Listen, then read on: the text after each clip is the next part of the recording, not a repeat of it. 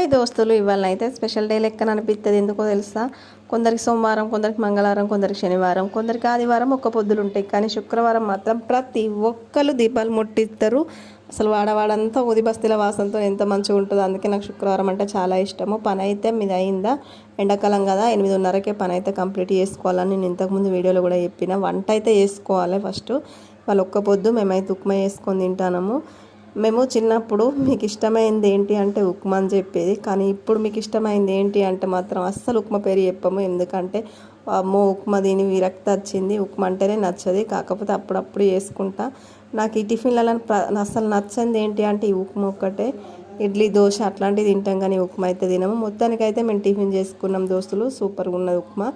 ఈ ఉప్మాకి టమాటా పచ్చడి కానీ మామిడికాయ పచ్చడి కానీ పెట్టుకొని తినాలి. ఎండాకాలం మామిడికాయ పచ్చడి బాగా దొరుకుతుంది కదా, మేమైతే మామిడికాయ పచ్చడి పెట్టుకొని తింటాము. మరి మీరు టిఫిన్ చేసిరా? ఓకేనా దోస్తులు? బాయ్ మరి.